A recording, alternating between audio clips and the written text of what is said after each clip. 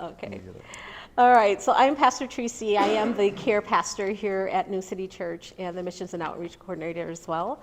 And when we started talking about mental health, I mean, it was just such a strong piece that touched home for me because personal family members that have gone through mental health.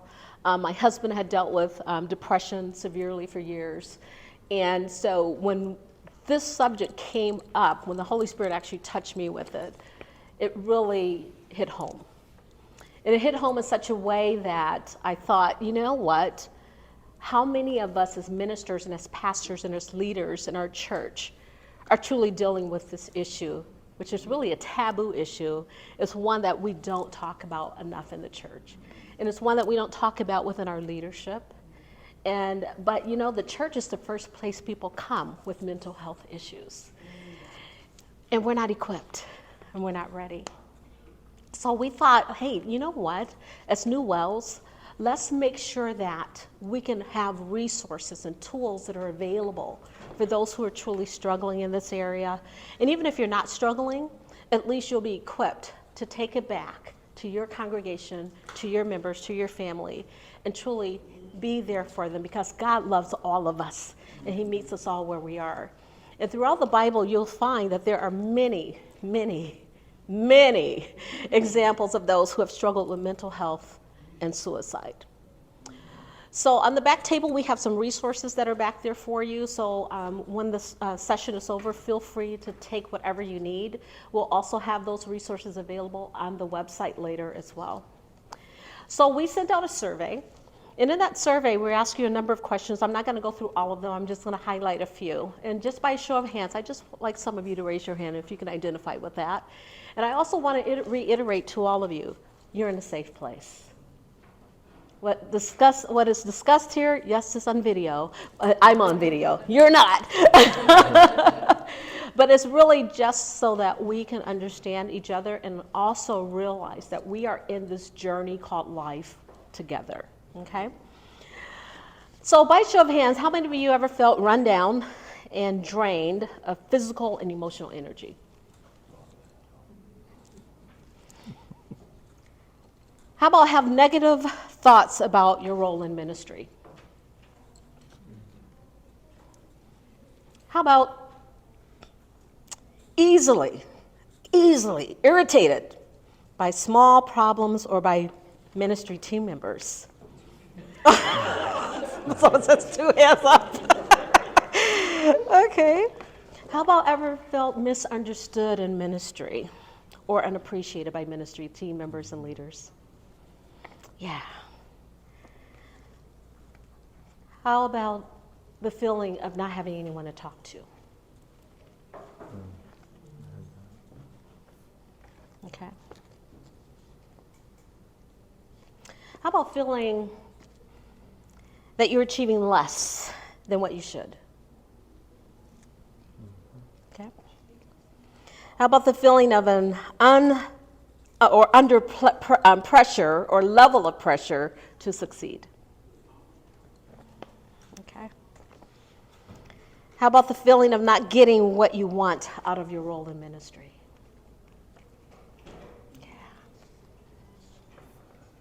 How about the feeling that there is more work to be done than you practically have the ability to do? Right? How about the feeling that organizational politics or bureaucracy frustrates your ability to do a good job? Okay. And how about the feeling that you do not have time to do many of the things that are important in order for you to complete a good job? Well, those are some of the interesting statistics, and actually, by the show of your hands, the numbers that I'm going to share with you shouldn't have surprised you at all. 38% of pastors right now and leaders in ministry are considering leaving the field. 46% are under the age of 45. And here are 5 reasons why ministers and leaders are considering to leave the field. Number 1 is financial. 70% feel grossly underpaid. Number 2 is leadership. No support from deacons or elders. Number 3 is the toxicity, okay, which is derived from gossip, backbiting, and slander, which is an inside concentration or form of manipulation. Number 4, family. 80% believe pastoral ministry has negatively affected their families. And their families feel and see what the ministers or pastors are going through, so they carry on that burden themselves and they want out. And number 5, which was really the number 1 reason, loneliness. Not having someone to talk to. 70% don't have a close friend, and they are constantly fighting depression. No one to talk to. So today, we're going to have what's called real talk. Amen. So I'm going to have Mike come on up, Mike Hain, and he's going to take you through the next part of this, where we're going to have some real conversations. Can we do that today? Yeah. And remember what? You're in a safe place. Thank you. Okay, thanks, Tracy. My name is Mike Hain. I'm grateful to be part of New City Des Moines here. Been here since May of 2010. So it's been a blessing and it's been a gift here.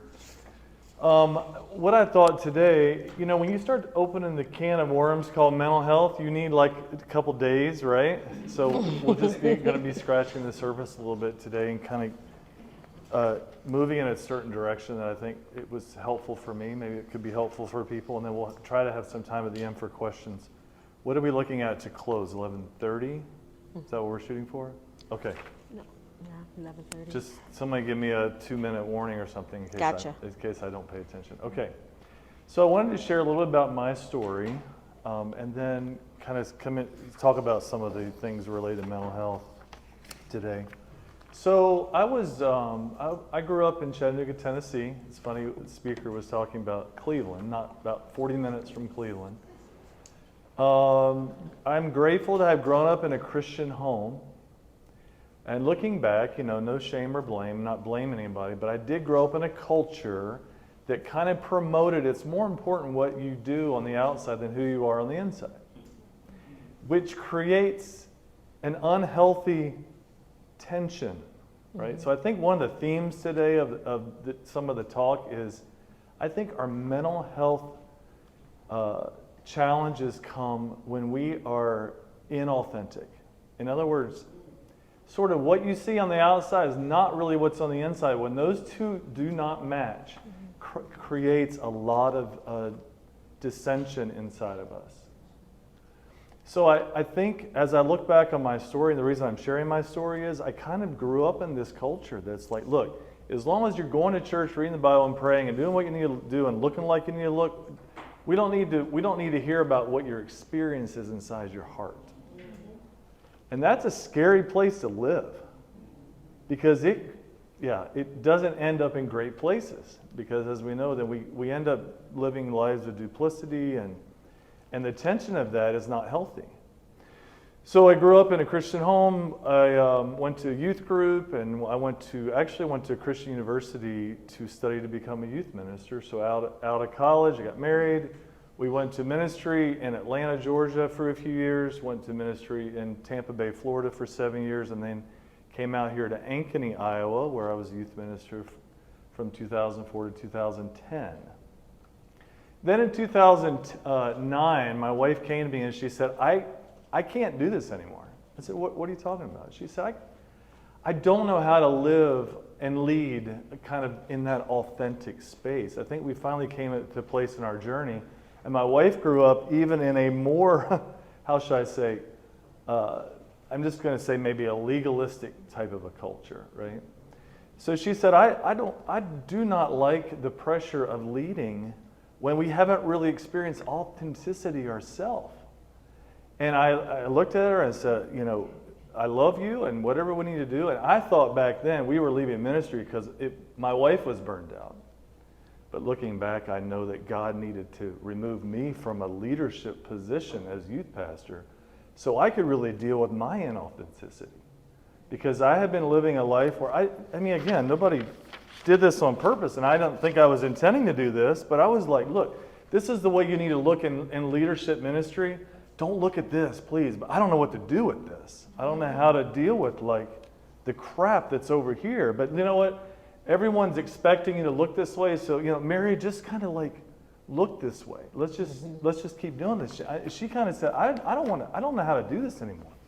I want to live more authentically. So we stepped back from church ministry, and it's the best thing we've ever done. I mean, looking back, it was very hard. I made a huge life transition. I ended up in social work, kind of working my way up, and it was very difficult financially and all those things.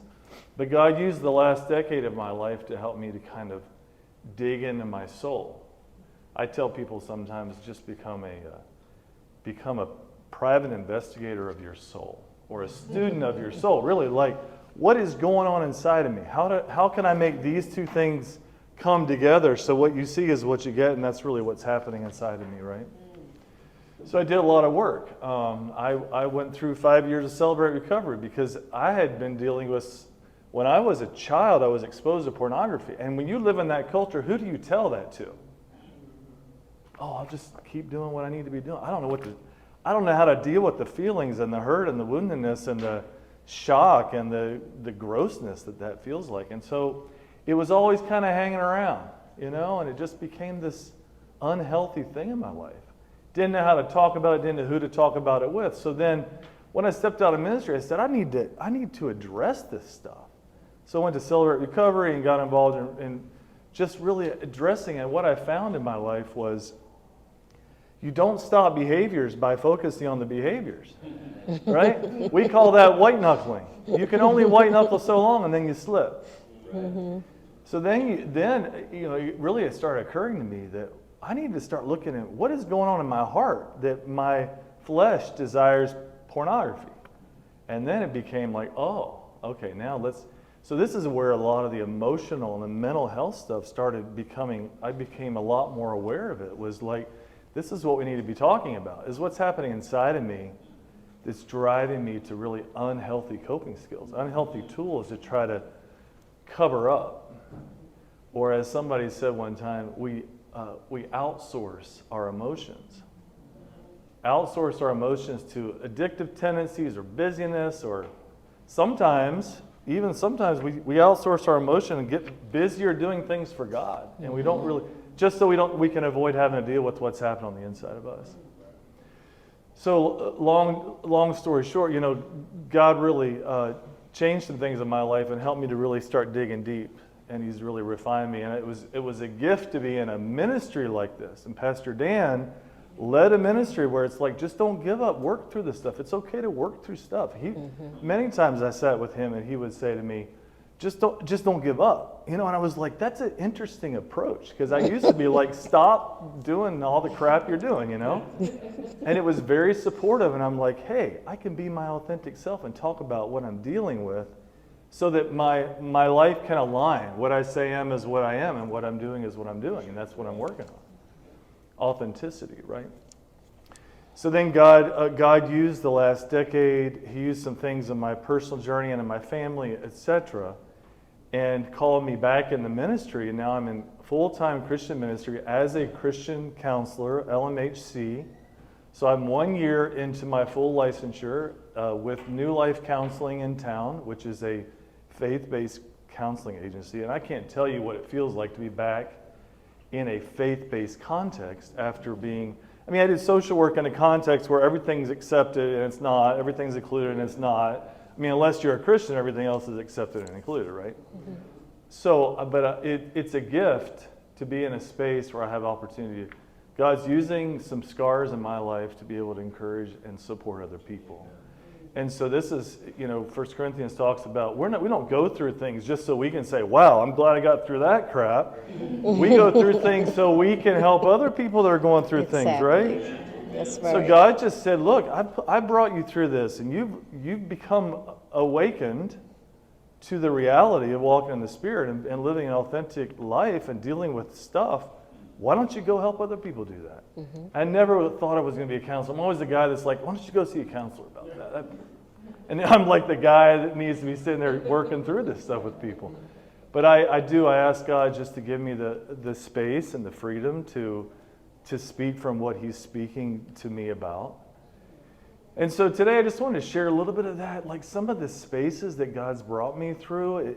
Some of this is kind of that. It's like, how do we like start living this authentic journey where it's, I can start talking about what's really going on inside in a way that's really helpful.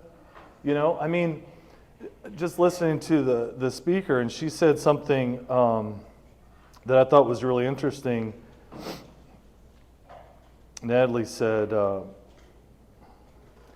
people quit because they get their feelings hurt, they get offended, maybe there's fear involved.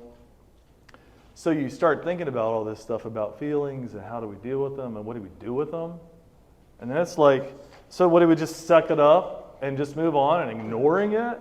You know, no, it's how about we like acknowledge and identify. It doesn't mean that we act like it's not there. How do we stay while we acknowledge? It doesn't have to be one or the other. It's like ignore it, avoid it. Now I'm wounded, now I'm out. How about we say, okay, I'm wounded, and this is reality. How can I work through it so I can stay and be authentically healthy? So that's some of the direction we're going to go today. Peter Scazzaro, I don't know if I'm pronouncing his name correctly. He wrote a book, Emotionally Healthy Spirituality, and after I read it and dug into it, I found out Angie's doing one of the talks on that. So I'm not trying to lean really heavily on that, but it does overlap. But he said emotional health and spiritual maturity are inseparable. It's impossible to be spiritually mature while remaining emotionally immature. We focus on taking care of our spiritual self, but what are we doing about our emotional health? Peter also says, God made us whole people, which includes physical, spiritual, intellectual, social, and emotional dimensions. Ignoring any aspect of who we are as men and women made in God's image always results in destructive consequences. We can help mitigate burnout by becoming more emotionally healthy. If we are not willing to address our own emotional health, how can we help others address theirs? So I had a pastor, one of my pastors that I served under in Florida, he always used to say, a call to ministry is a call to preparation. And so, you know, how do we prepare ourselves in our own emotional health to be strong so we can support other people as well? So here's some steps, not the only three, but a couple, just some to start, get the ball rolling. Some steps to becoming emotionally healthy. Number one, naming, recognizing, and managing our feelings. To feel is human. To minimize or deny what we feel is a distortion of what it means to be image bearers of God. To the degree that we are unable to express our emotions, we remain impaired in our ability to love God, others, and ourselves well. Why? Because our feelings are a component of what it means to be made in the image of God. To cut them out of our spirituality is to slice off an essential part of humanity. So the first thought I want to mention is the term name it to tame it. And some of you may have heard me mention this before, but this is in the mental health world, this is, what's the guy's name? Sorry. I should know this. Dr. Daniel Siegel. He coined this term, and he said, you know, the brain science is that when we are feeling something or being kind of overwhelmed with a feeling or an experience, we call this, we flip our lid, so fight, flight, or freeze kicks in. The amygdala part of your brain, fight, flight, or freeze, right? When we are becoming overwhelmed with our emotions, when we name what we're experiencing, and actually there's a shift from our lower brain, our amygdala, to our upper brain, the prefrontal cortex, which is the rational, cognitive, decision-making part of our brain. The act of naming our experience actually puts us in position to address our experience. So you'll see in the back, Tracy put a flyer out, action steps for helping someone in emotional pain.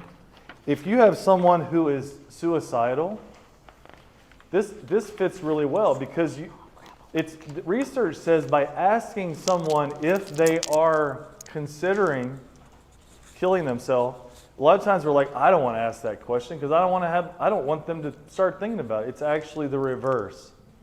When you help someone actually talk about it, it brings it outside of yourself. Because see, when it's in us, in the dark, it's hidden, no one knows. It's like it overtakes us.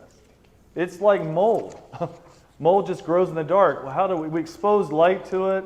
We kill that mold. So a lot of times, the things that we're thinking and feeling on the inside, if we don't process them out loud, then they start to overcome us. They can kind of, I like to say, it grabs the wheel and rips us into a ditch, right? So we're driving this on the path that God's called for us, and we have these feelings pop up.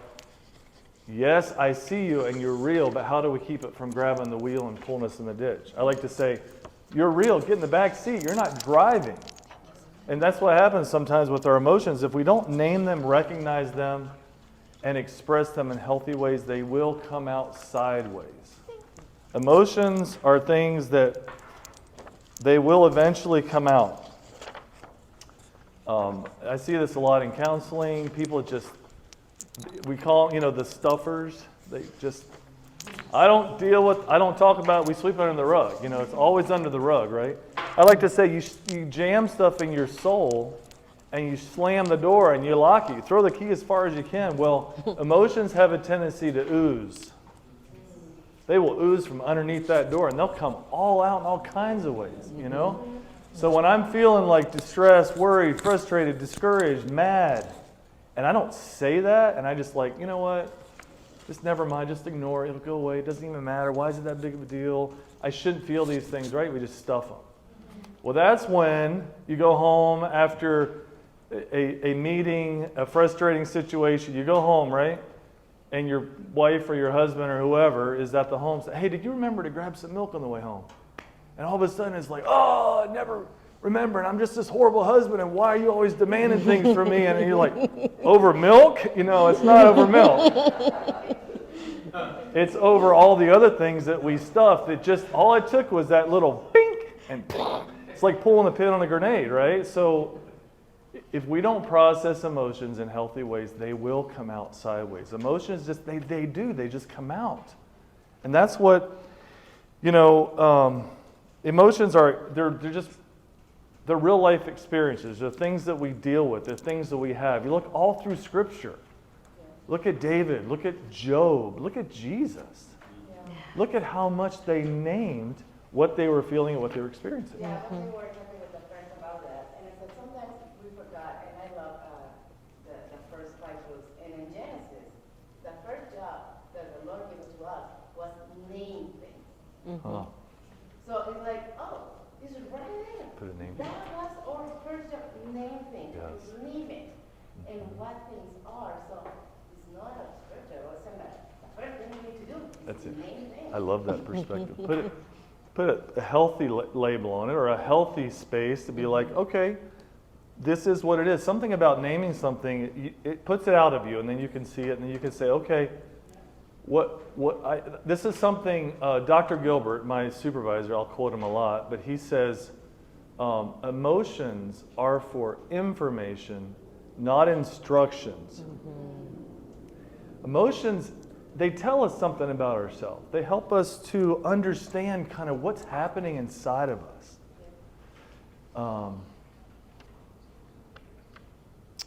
Yeah, there's a lot more to that. I think I put that quote there. They tell us about ourselves, but we don't have to allow them to tell us what to do. The idea of grabbing the wheel. We can experience feelings, and yet we still get to choose how we respond. They call this dialectical thinking, when two things that seem to be opposite can operate in the same space.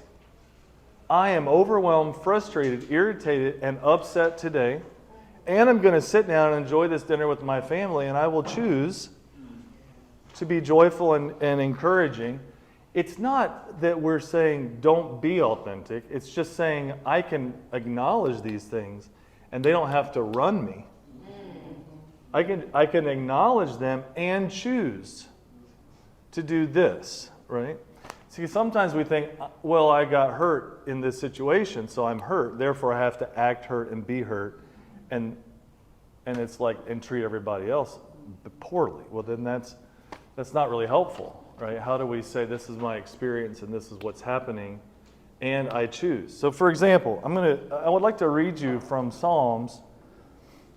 Listen to David. This is just so many illustrations of David. But let me find this. Psalm 77, 7 through 15. Listen to David.